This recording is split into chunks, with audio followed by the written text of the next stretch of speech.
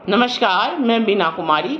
आज चर्चा प्रधानमंत्री के भाषा की मर्यादा की और मुख्य दर्शक बनी मुख्य चुनाव आयोग। एक लोकतांत्रिक देश का प्रधानमंत्री शरेआम खुलेआम लोकतंत्र की धज्जियां उड़ा रहा है, पर मुख्य चुनाव आयोग मुख्य दर्शक बनी हुई सारा तमाशा देख रही है।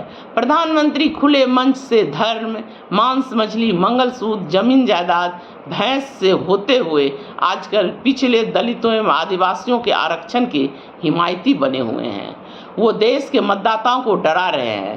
कांग्रेस के नाम पर देश के मतदाताओं को यह बताकर गुमराह कर रहे हैं कि अगर कांग्रेस सत्ता में आई तो आरक्षण समाप्त कर देगी, संविधान बदल देगी, देश के संसाधनों को मुसलमानों में बांट देगी। इस तरह का भाषण देना प्रधानमंत्री के लिए मर्यादित तो नहीं ही है, आदर्श आचार संहिता का उल्लंघन भी है। पर कहते हैं ना, सामर्थ को ना ही दोष गोसाई। प्रधानमंत्री आदर्श आचार संहिता का उल्लंघन ही नहीं कर रहे हैं, बल्कि आईपीसी के धाराओं का भी उल्लंघन है। धर्म के नाम पर वोट मांगकर पर चुनाव आयोग प्रधानमंत्री को एक सलाह भी देने का दमखम नहीं रखता है, क्योंकि राजीव कुमार प्रधानमंत्री की कृपा मात्र से मुख्य चुनाव आयुक्त बने हुए हैं। पर राजीव कुमार ये भूल जाते हैं कि प्रधानमंत्री तो आते जाते रहेंगे, पर एक पद की मर्यादा होती है।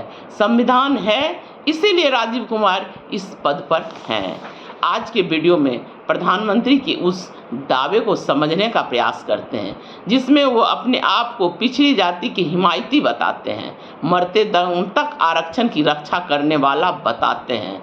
यह भी समझने का प्रयास करेंगे क्या वाकई एक प्रधानमंत्री के रूप में मोदी जी ने देश के पिछड़ों के उत्थान के लिए प्रयास किया था, या एक प्रधानमंत्री के रूप में पिछड़ों का नुकसान किया। सबसे पहले यह समझना होगा कि आरक्षण एक गरीबी उन्मूलन कार्यक्रम नहीं है। आरक्षण व्यवस्था में पिछड़ों, दलितों, वंचितों की हिस्सेदारी सुनिश्चित करने के लिए लागू किया गया है। हम इस नीति में केवल पिछड़ों के आरक्षण की चर्चा कर रहे हैं, इसलिए आरक्षण का मतलब केवल अन्य पिछड़ा वर्ग का आरक्षण समझा जाए। पिछड़े वर्ग की बहुत बड़ी आबादी होने के बावजूद सरकार में नीति निर्धारण में इस वर्ग की हिस्सेदारी बहुत कम थी। नेहरू जी ने कालेकर समिति बनाई, पर पिछड़े वर्ग के उत्थान के लिए पर कुछ हो न सका। सरकारें आती रही जाती रही, परंतु पिछड़ा का सुध लेने वाला कोई नहीं था। पिछड़ों ने अपने दमखम पर अपने वोट की ताकत से आरक्षण लिया।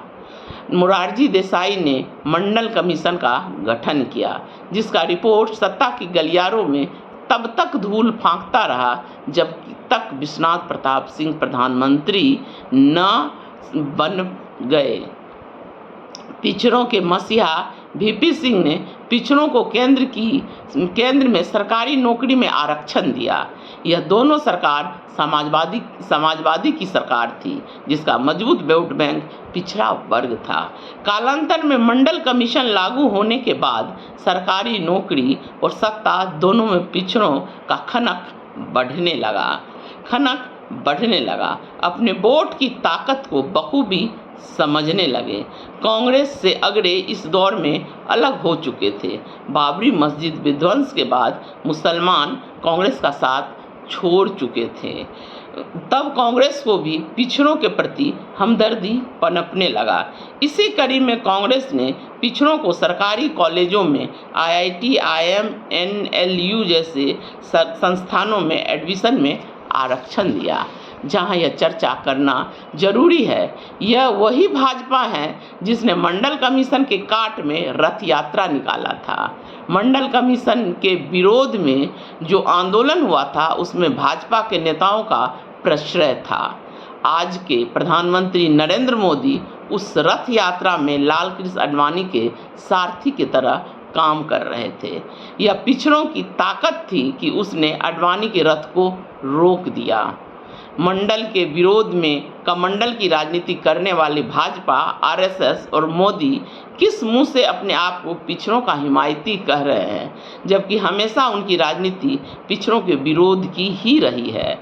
आज भी भाजपा कांग्रेस द्वारा जातिगत जनगणना करवाने पर कुछ नहीं बोल रही है, बल्कि मतदाताओं को मुद्दे से भटका रही है। कांग्रेस ने भले ही अपना मजबूती के दौर में मजबूरी से ही सही पिछड़ों को आरक्षण दिया, पर नरेंद्र मोदी ने आरक्षण गरीब अगरों को दिया। ईडब्ल्यूएस आरक्षण अगरों को पिछड़ों की वोट की ताकत से प्राप्त सत्ता के बल पर दिया गया।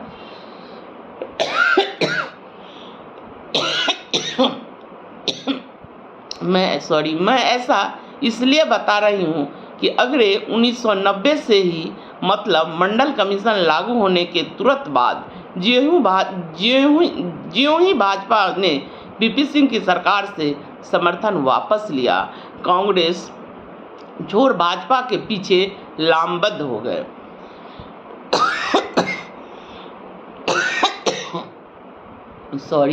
कांग्रेस को भ्रष्ट चोर यादी क्या क्या न बताने लगी, जो आप आज भी सुन रहे हैं।